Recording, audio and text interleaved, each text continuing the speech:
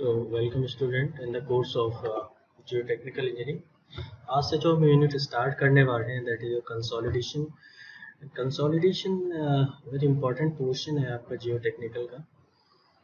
And इसको अगर मैं कॉम्पैक्शन पहले डिस्कस करूं तो अगर मैं कॉम्पैक्शन एंड कंसोलिडेशन को एक साथ डिस्कस करूं तो ज़्यादा अच्छा है. तो what is compaction? Compaction is what, अगर आप एक सॉइल मास है उस पर लोड अप्लाई करते हो, तो लोड अप्लाई करने के बाद आपका क्या होगा? एक्सपल्शन ऑफ एयर, है ना. Expulsion of air, expulsion of air होने के बाद सबसे पहले तो आपका जितना भी एयर प्रेजेंट होगा वो रिमूव हो जाएगा. देन आपका क्या होगा? वाटर रिमूव होना स्टार्ट होगा.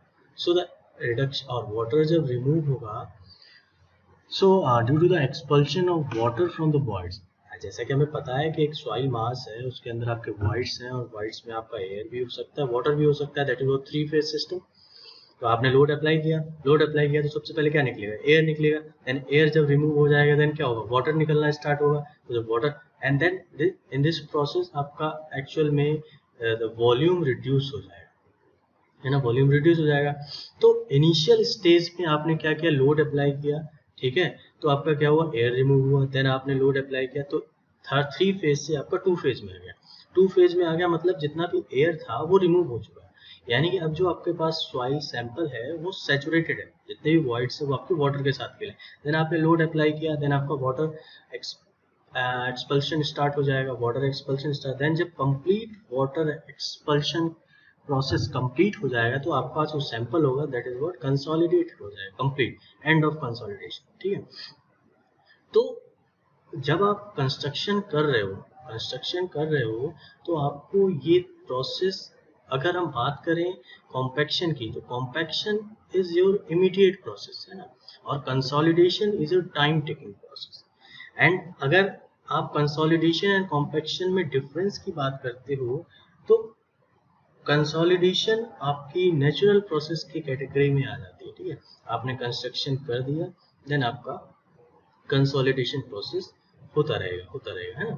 तो दिस इज व्हाट, आपने स्ट्रेस इंक्रीज किया and due to this increase in stress आपका डिफॉर्मेशन स्टार्ट हो गया. So there are basically 3 process अगर हम बात करें. First one is your immediate settlement, है ना. इमीडिएट सेटलमेंट के बाद आपका क्या आ जाएगा? जिसको हम इनिशियल कंप्रेशन भी बोलते हैं. एंड इनिशियल कंप्रेशन के बाद आपका primary consolidation. And during this process जो एक्सेस पोर वाटर प्रेशर है वो आपका रिमूव हो जाएगा, है ना. And then the third stage is your secondary consolidation. Secondary consolidation में आपका क्या होता है? Readjustment of soil fabric. तो there are basically 3 stages: initial compression, primary consolidation and secondary consolidation. And अगर आप ग्राफ प्लॉट करोगे तो आपको with respect to your time एक ग्राफ मिल जाएगा. तो there are total settlement is equal to volume change या change in volume and time required for the settlement of compressible air. So the total settlement consist of 3 component. Immediate settlement कह लो आप, initial compression कह लो, ठीक है. Second one is your primary consolidation, जिसमें आपका क्या होगा? जितना भी एक्सेस पोर वाटर है वो आपका डिसिपेट हो जाएगा एंड आपका कंसोलिडेशन कंप्लीट हो जाएगा. Now the third one is your secondary consolidation settlement, secondary consolidation भी कह सकते हो. And this is what. And now next one is your, अगर हम एक और बात करें सेकेंडरी कंसोलिडेशन में क्या होता है?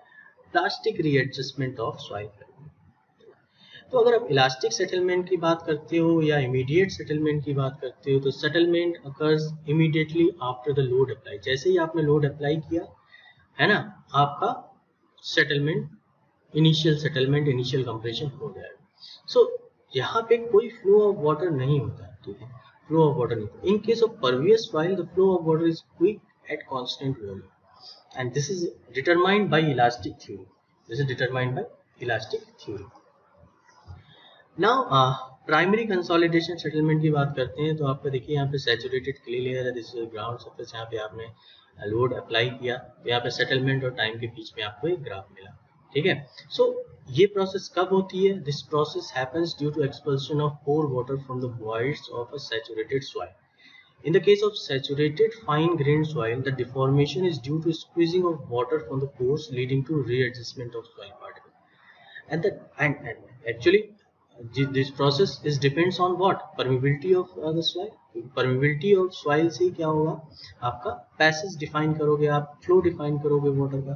So with the passage of time, the pore water pressure dissipates. जैसे जैसे टाइम, जैसे जैसे लोड बढ़ता जाएगा, जैसे जैसे टाइम बढ़ता जाएगा, आपका पोर वाटर डिसिपेट हो जाएगा. And the rate of flow decreases.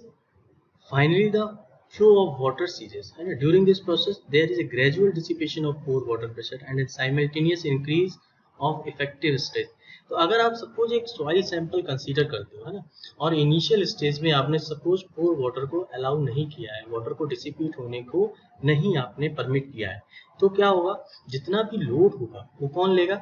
Water is incompressible, तो जितना भी लोड होगा वो वाटर लेगा, है ना. और जैसे धीरे धीरे आप जैसे वॉल्व को ओपन करोगे तो वाटर डिसिपेट होना स्टार्ट हो जाएगा, है ना. वाटर डिसिपेट होना स्टार्ट हो जाएगा. तो जब तक आपका वॉल्व क्लोज रहेगा, तो इस सारी थ्योरी को एक स्प्रिंग एनालॉजी के थ्रू समझाया गया है ना, स्प्रिंग या स्प्रिंग सिलेंड्रिकल मॉडल के थ्रू समझाया गया. सो वाटर इज इनकम्प्रेसिबल, तो the whole load taken by the water, है ना. और अगर आप कोई लोड लगाते हो सॉइल सैंपल के ऊपर, पिस्टन के थ्रू आप लोड लगाते हो और वॉल्व को क्लोज रखते हो, है ना, वॉल्व को क्लोज रखते हो, तो क्या होगा? प्रोसेस को आप अगर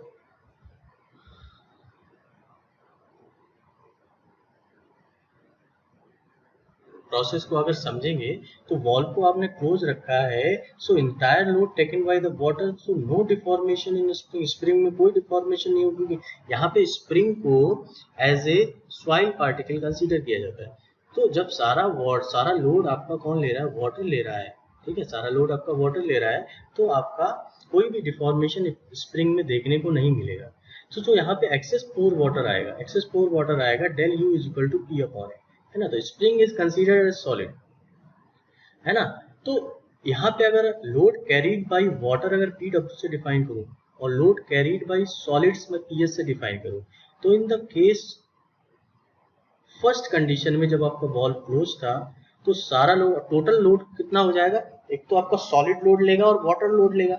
सैंपल इज सैचुरेटेड, तो आपके वॉइड्स में वाटर ही वाटर है, तो सॉलिड और वाटर दो ही चीजें जो लोड ले सकते हैं. तो total load is taken by the solid and water. तो फर्स्ट स्टेज में जब आपको वॉल्व क्लोज था, तो सारा लोड कौन ले रहा था? वाटर ले रहा था, है ना. तो यहाँ पे PS इज इक्वल टू 0 हो जाएगा, सॉलिड कोई लोड नहीं ले रहा. तो यहाँ पे total load is taken by water, है ना. अगर आप अब वॉल्व को ओपन करोगे तो वाटर फ्लो होगा, और वाटर फ्लो होगा तो आपका क्या होगा? सॉलिड लोड लेना स्टार्ट करेगा, है ना. और धीरे धीरे आफ्टर सम टाइम जब एक्सेस पोर वाटर, जितना भी पोर वाटर प्रेशर डेवलप हुआ था वो 0 हो जाएगा. तो यहाँ पे अब एट द एंड टाइम जब सारा लोड, वाटर डिसिपेट हो चुका है, अब सारा लोड कौन ले रहा है? सॉलिड्स लेंगे. तो यहाँ पे PS हो जाएगा, total load is taken by the soil solid. तो PS is equal to P, P is equal to PS. और पोर वाटर प्रेशर जो लोड वाटर ले रहा था वो आपका 0 हो जाएगा, और डेल U भी 0 हो जाएगा, ठीक है. तो अगर आप लेयर्स को डिफाइन करते हो, लेयर्स स्ट्रेटिफाइड लेयर की बात करते हो, जहाँ आपकी सैंड की लेयर भी है और क्ले की लेयर भी है, और तो यहाँ पे सैंड आपको पता है, सैंड गुड ड्रेनेज प्रोवाइड कराता है, क्ले में आपका ड्रेनेज इजीली से नहीं होता, ठीक है. तो इस तरह से आपको डिफरेंट फेजेस में डिफाइन किया गया, and that phenomena is called spring analogy. तो स्प्रिंग को यहाँ पे सॉलिड की तरह कंसीडर करके यहाँ पे कंसोलिडेशन प्रोसेस को दिखाया गया, है ना. सो यहाँ पे at time t is equal to 0, आपका जो स्ट्रेस था वो आपका वाटर ले रहा था, है ना.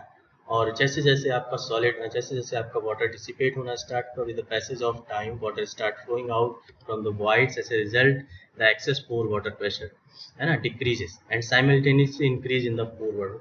तो अगर आप अल्टीमेटली प्रोफाइल डिस्कस करेंगे, तो एट द स्टार्ट जब टाइम 0 था, तो वहां पे जो आपका इफेक्टिव स्ट्रेस वो आपका डेवलप था डेल सिग्मा से. अगर इसको डिफाइन करें, टोटल स्ट्रेस को डिफाइन करें, तो total stress is del sigma, है ना। देन पोर वाटर डेवलप हुआ वो किसके बराबर हो जाएगा, टोटल स्ट्रेस के बराबर हो जाएगा, है ना। एंड इफेक्टिव स्ट्रेस कितना हो जाएगा, टोटल माइनस पोर, तो del sigma minus del sigma zero हो जाएगा, तो इफेक्टिव स्ट्रेस जीरो हो जाएगा। जैसे जैसे टाइम बढ़ेगा तो पोर वाटर डिसिपेट होना स्टार्ट होगा, तो पोर वाटर डिसिपेट होना स्टार्ट होगा तो इफेक्टिव स्ट्रेस क्या होगा आपका, इंक्रीज होना स्टार्ट होगा, है ना। And with the passage of time जिस तरह से आपका, तो टोटल पोर वाटर प्रेशर जब जीरो हो जाएगा तो टोटल लोड क्या हो जाएगा, total stress is equal to effective stress, सारा पोर वाटर प्रेशर जीरो हो चुका है। यहाँ पे देखिए at T is equal to T one, at T is equal to zero पे कंडीशन ये थी, है ना।